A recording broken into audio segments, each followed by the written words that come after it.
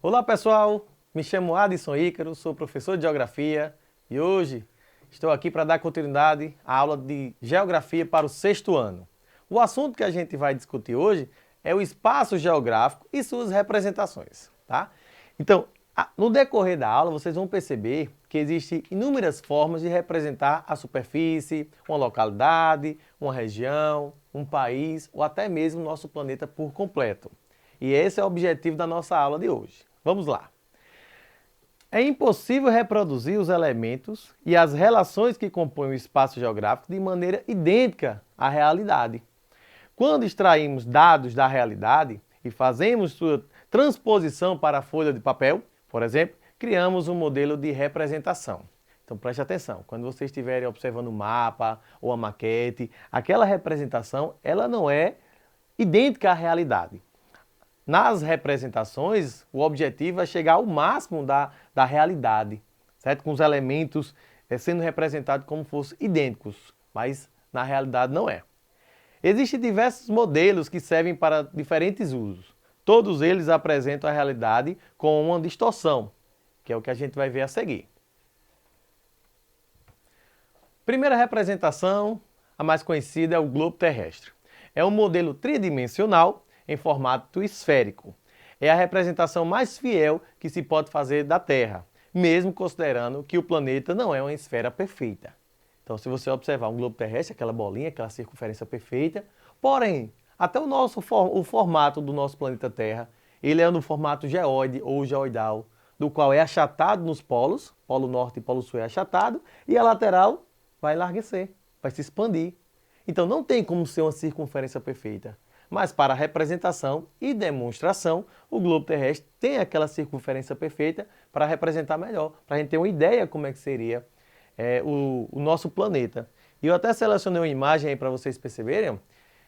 Muitos alunos têm dúvida, perguntam assim, professor, mas por que o planeta está assim, meio de lado, né? Está meio torto. Na verdade, existe um eixo que ele é inclinado.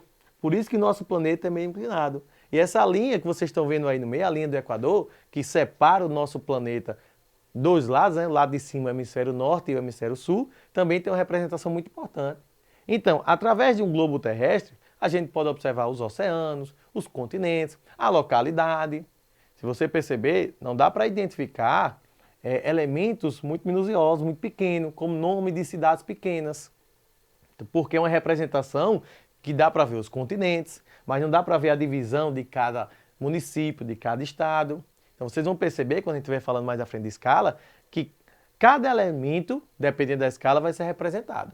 No caso do globo terrestre aqui, que está na imagem, vocês vão perceber que dá para perceber os continentes, alguns países maiores, algumas cidades com mais destaque. Mas o foco é representar o planeta por completo, tá? Dando continuidade, outra representação é o planisfério. Como vocês estão vendo aí, ó, a representação da superfície terrestre. Em um plano, damos o nome de planisfério. É a parte da esfera do planeta, mesmo sabendo que não é uma circunferência perfeita, é a esfera do planeta numa área mais plana, no caso uma folha, no mapa, né? Nele podemos observar todos os continentes e oceanos de uma vez só. Fosse um mapa aberto, né? Vou dar um extra aqui de informação para vocês. A ideia da cartografia, que nada mais é do que a representação, por exemplo, do planisfério. Essa ideia de carta significa, hoje, os mapas. Antigamente, quando os cartógrafos escreviam, né, as rotas marítimas, por exemplo, enviava para o seu país de origem, as metrópoles, então ficava esses estudos das cartas, que nada mais é do que a elaboração dos mapas. Então, cartografia, a gente vai tentar identificar os elementos do espaço geográfico através das suas inúmeras representações, como que a gente está vendo aí o planisfério.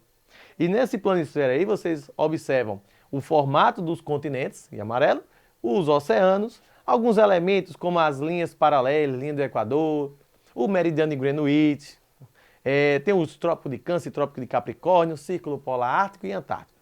Então, nessa ideia desse planisfério, você percebe que a lateral é mais achatada, e o polo norte e o polo sul tem uma distância menor. Deixa eu corrigir. A lateral ela é mais expandida, é maior. E a distância do polo norte e polo sul é menor, tá? Esse é o formato geóide. Falar agora de projeções. Qual é a ideia de projeção?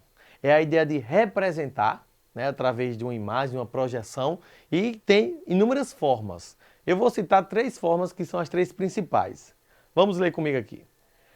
Para minimizar as deformações de um mapa, no momento de sua produção, foram criadas as projeções cartográficas. Trata-se de uma técnica para representar uma forma esférica sobre uma superfície plana. A escolha de qual projeção utilizar vai depender da intenção do cartógrafo e do uso a qual o mapa será destinado.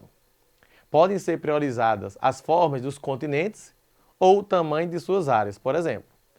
Com isso, os mapas sempre terão algum tipo de distorção.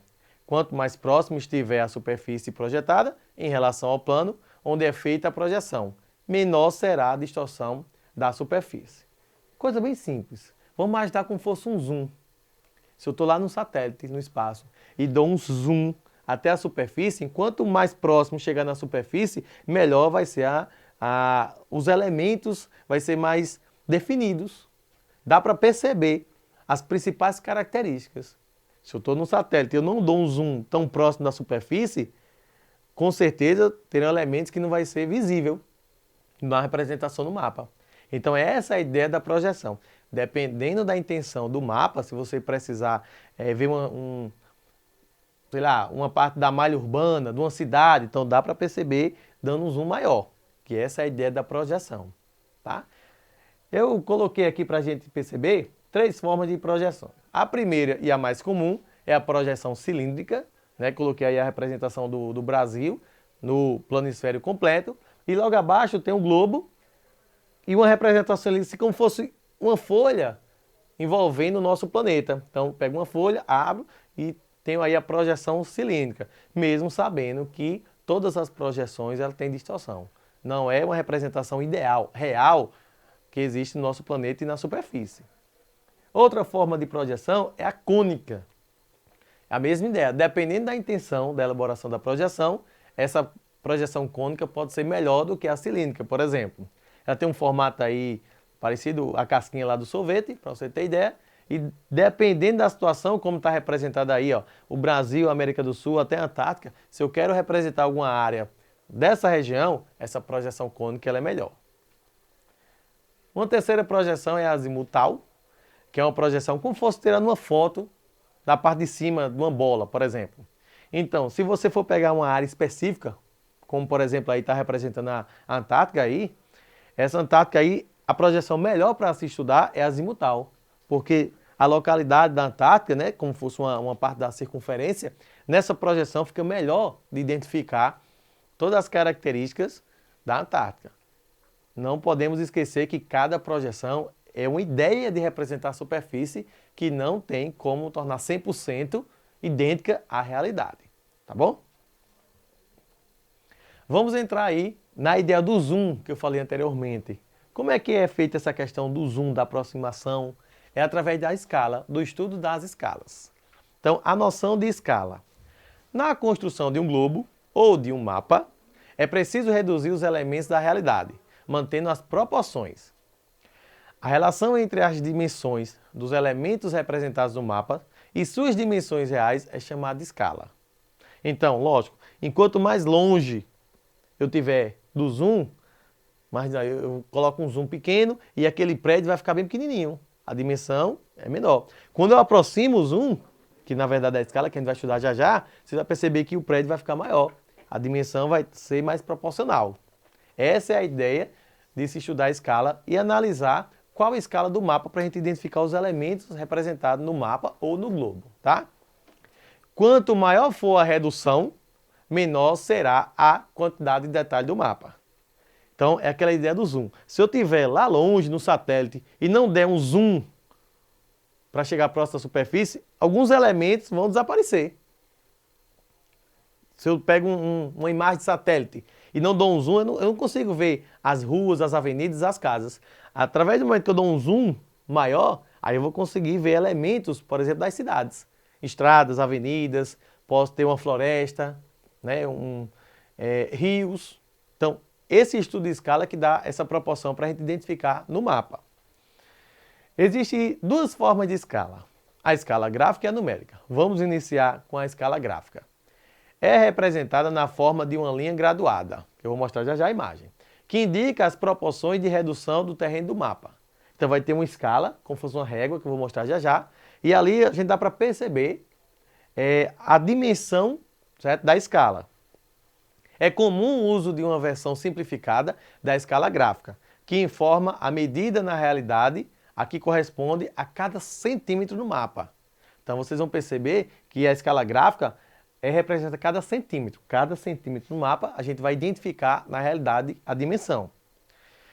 A vantagem da escala gráfica é que ela possibilita a leitura imediata da proporção do real em relação à área mapeada.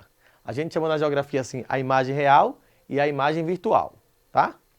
E eu vou mostrar agora para vocês, ó, essa parte de cima aí, ó, três formas de escala gráfica. A primeira está representando assim, 1 metro a cada centímetro do mapa. Então significa que 1 metro na realidade da superfície real está representado no mapa através de 1 centímetro. Então essa representação pode ser de três formas. 1 e o M em cima, o 0 e o 1 separado, com o M de lado, ou 1, 2, 3 e o M de lado. São as três formas da escala gráfica. Outra forma de representar a escala é a escala numérica. É expressa pela proporção entre as medidas no mapa de 1 centímetro, por exemplo, né, e as medidas das áreas representadas. Por exemplo, 100 centímetros. Pegando a mesma ideia da escala gráfica. Se eu tenho 1 metro, eu vou representar 100 centímetros. E aí no mapa a gente coloca lá 1, 2 pontos, 100. Representa aqui que cada centímetro do mapa está equivalente a 100 centímetros, ou 1 metro, tá? Isso significa que a medida real do terreno é 100 vezes maior que a medida representada no mapa. Isto é, cada centímetro do mapa é equivalente a 100 centímetros da área. Essa é a parte teórica. Vamos fazer agora a parte prática para ver se vocês entenderam. Eu coloquei aqui um exemplo, né, no estado do Amazonas, duas cidades, aí São Gabriel de Cachoeira e Lábrea. E aí eu coloquei uma linha reta, né, representada por essa linha vermelha. Eu já fiz os cálculos e a distância dessas duas cidades é equivalente a 4 centímetros. E aí vamos analisar aí a escala. A escala está logo abaixo da Rosa dos Ventos, né? Como se fosse essa bússolazinha ali, norte, sul, leste, oeste. Logo abaixo está a escala. Cada centímetro do mapa é equivalente, olhando aí para a escala, a 200 quilômetros. Como é que a gente vai saber a realidade da distância dessas duas cidades? Vamos lá resolver essa questão. Para calcular a distância real em linha reta, entre dois pontos, você precisa medir a distância entre eles no mapa. Eu já medi, tem 4 centímetros no mapa, tá? E em seguida observar a indicação da escala. Já observamos, 200 quilômetros. Ou seja, a correspondência no terreno a cada centímetro do mapa. A gente já viu que está logo abaixo da Rosa dos Ventos.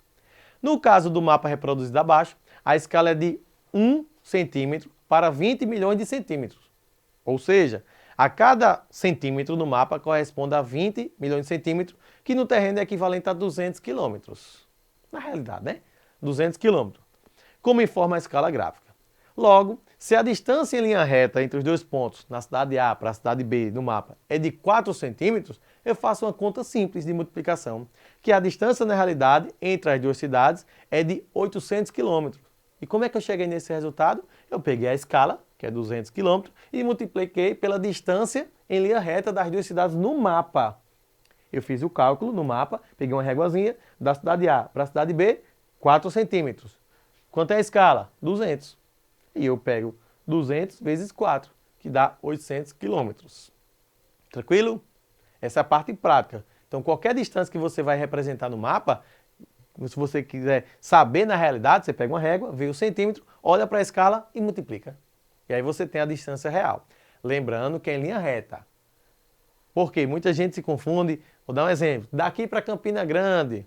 Aí vai olhar no mapa, vê o centímetro, olha a escala, tantos quilômetros. Aí vai medir num carro, por exemplo. Vamos medir a quilometragem. Só que não é em linha reta quando você vai viajar no carro, tá? No automóvel. Lembrando que no mapa é em linha reta. Então a distância pode ser diferente. Ou menor ou maior, tá? Geralmente é maior.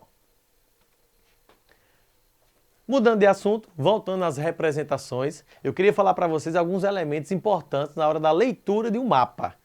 que são importantes para a gente identificar o que o mapa traz de informação para a gente. Como vocês estão vendo aí, eu coloquei umas bolinhas, né, um círculo aí para você identificar. O primeiro está logo em cima, que é o título. Esse mapa aí do Brasil está dizendo, ó, figura 18 Brasil, trabalho infantil, 2012. Então, se você analisar, a gente tem a data, 2012, o assunto trabalho infantil e de que área? Do Brasil. Abaixo, logo abaixo dessa parte verde, você tem a fonte. Quem foi responsável pela elaboração desse mapa. Logo acima da fonte tem a legenda, esse quadradinho do lado esquerdo, inferior, que mostra aí ó, a taxa de trabalho infantil e aí uma escala de porcentagem, por exemplo. Se vocês analisarem, quanto mais escuro for a representação do mapa, maior vai ser a quantidade, né, da taxa de trabalho infantil. Do lado direito inferior você tem a escala, que nesse caso aí é de 500 quilômetros. A escala que a gente estudou agora há pouco. Acima da escala tem a rosa dos ventos, que é a orientação norte, sul, leste, oeste. E alguns outros elementos, como o nome de oceano, no caso, as siglas de cada estado, a linha do Equador, o trópico de Capricórnio. São elementos importantes para a gente representar no mapa. Mostrando aqui para vocês alguns símbolos para identificar aí no mapa, na leitura. Pode ser símbolos pontual, linear, zonal, pode ser um lago, uma praia, uma floresta, rodovias, tá? Marcação de capitais de estado. Coloquei para vocês aqui, ó, 3 tipos de mapas diferentes. O mapa político, vai mostrar a divisão de cada estado. O mapa físico, que ele pode mostrar os elementos naturais, os aspectos naturais. Né? No caso aí pode ser mostrar a vegetação, o clima. E tem o mapa temático, que pode ser mostrado por qualquer tema. O mapa anterior, falando do trabalho infantil, é um mapa temático. São temas variados.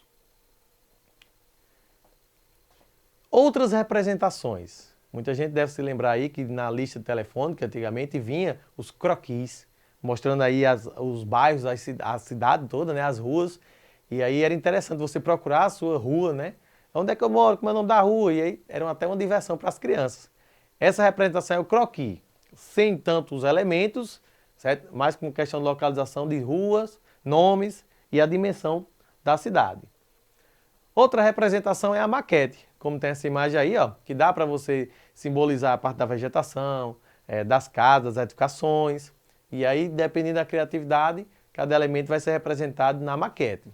E por fim, temos a planta, que aí é uma representação, no caso aí eu estou representando uma casa, por exemplo, que você pode enriquecer de detalhes. Dimensão proporcional, né, do sofá, de uma cama, de uma mesa e tal. E aí é também uma representação, no caso aí, de uma casa. Pessoal, essa foi a aula sobre as representações, né, do espaço geográfico. Me chamo Adson Ícaro e a aula foi para o 6º ano. Valeu!